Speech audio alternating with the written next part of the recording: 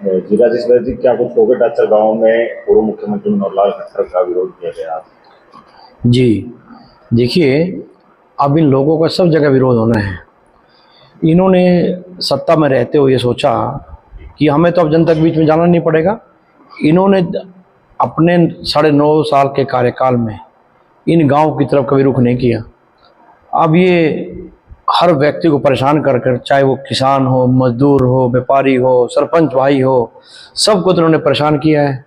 और जब जब किसी ने भी, चाहे वो सरपंचों ने, किसानों ने, कर्मचारियों ने, जिसने भी, विद्यार्थियों ने, जिसने भी इनके खिलाफ आवाज़ उठाई, तो इन्होंने उनको लाठी डंडों से पीटने का काम किया।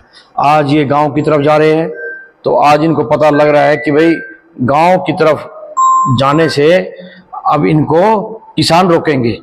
तो ये जो विरोध हुआ आज गांव डाचर में और निशंग में, तो ये दिखाता है कि इनके राज में कोई वर्ग खुश नहीं है, सब परेशान हैं। तो मैं आपके चैनल के माध्यम से एक ही बात कहता हूं कि जनता वोट की ताकत से इन लोगों को बाहर निकालने का काम करे, क्योंकि सत्ता के नशे में ये चूर है, अहंकार में चूर है, और जब व्यक्ति में अहंकार होता है तो उसका पतन निश्चित है। 400 पार का नारा भी दे रहे हैं, साथ ही साथ विरोध भी हो रहे हैं। देखिए, 400 पार का नारा इन्होंने भी हरियाणा में भी दिया था, अब की बार 75 पार, 40 पर अटक गए। और बैसाखियों के सहारे और जेजेपी को मिला के सरकार चलाई है इन्होंने। तो नारा तो जो इनके नारे होते हैं ना, वो खोखले होते हैं, चाहे वो 15 लाख का था, 15 लाख देने की बात हो। लेकिन मैं समझता हूँ कि किसानों की जो दर्द है उसको बीजेपी ने उगेरा है, बढ़ाया है, कम नहीं किया। अब देखिए, 2022 में इन्होंने कहा था कि हम किसानों की आय दोगुनी करेंगे। किसानों की आय दोगुनी तो नहीं हुई, उल्टा किसानों पर लाठीचार्ज और इतने मुकदमे दर्ज कर दिए कि आज बेचारा किसान हताश है, बहुत दुखी है। और मैं आपको बताना चाहता हूं कि इस तानाशाही सरकार ने जितने हमारे सरपंच भाई है जो इनका विरोध कर रहे हैं, वो भी अंडरग्राउंड आजकल हर किसी के पीछे पुलिस लगाई हुई है।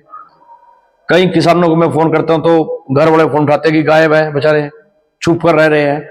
तो इन्होंने तो, जो ब्रिटिश काल के समय भी ऐसा माहौल नहीं था, इन्होंने तो अंग्रेजों को भी अच्छा कहलवा दिया। ये तो बिल्कुल निर्दयी है और तानाशाह सरकार है। तो मेरी जनता से अपील है कि करनाल लोकसभा में हर वर्ग की आवाज उठाने वाला, खास तौर से विद्यार्थियों की, नौजवानों की आवाज को बुलंद करने वाला, बेरोजगारी का मुद्दा प्रमुखता से उठाने वाला हमारा भाई दिवांशु बुद्धि राजा, आप उनको संसद बनाकर भेजिए। प्रत्याशी दिवांशु बुद्धि राजा को गिद्दड़ शब्द का प्रयोग किया गया है। गृह मंत्री नहीं, नीलबीज जी ने गिद्दड़ शब्द उनके लिए प्रयोग नहीं किया। उन्होंने कहा कि भाई करनाल में शेर के सामने गिद्दड़ डाल दिया। हमारे वाला तो शेर है, गिद्दड़ तो भागे भागे घूम रहे भाई, लोग गुरु भगा रखे है।